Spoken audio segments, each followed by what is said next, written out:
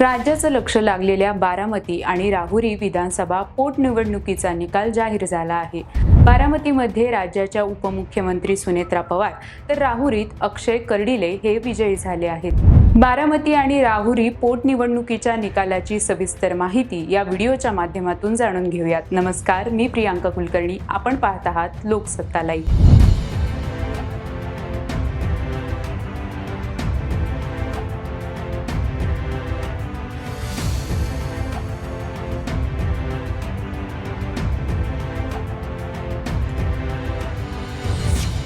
बारामती पोटनिवडणुकीत राज्याच्या उपमुख्यमंत्री सुनेत्रा पवार या 2,14,093 मताधिक्याने विजयी झाल्या आहेत। सुनेत्रा पवार यांना 2,18,930 मते मिळाली आहेत। बारामतीत दिवंगत उपमुख्यमंत्री अजित पवार यांनी 2019 मध्ये केलेला मताधिक्याचा विक्रम उपमुख्यमंत्री सुनेत्रा पवार यांनी मोडला आहे। अजित पवार यांनी 2019 मध्ये गोपीचंद पडळकर यांचा 1,65,265 मताधिक्याने पराभव केला होता।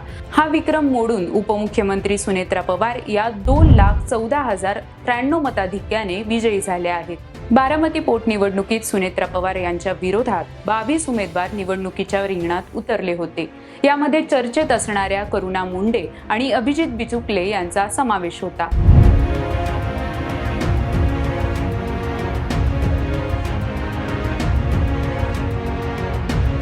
भाजपचे आमदार शिवाजी कर्डिले यांच्या निधनानंतर राहुरी विधानसभा मतदारसंघासाठी पोटनिवडणूक घेण्यात आली।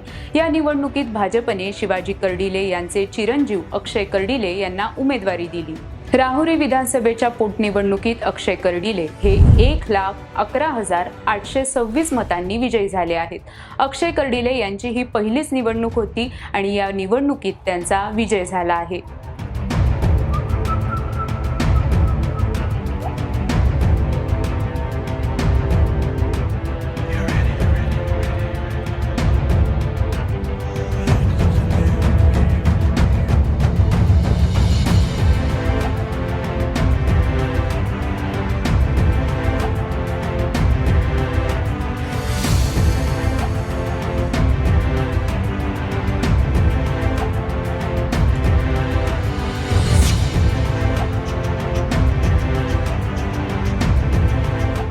राजकीय, कला, क्रीडा आणि इतर क्षेत्रातील बातम्या जाणून घेण्यासाठी लोकसत्ताच्या YouTube चॅनलला सबस्क्राईब करायला विसरू नका। पाहत रहा लोकसत्ता लाईव्ह।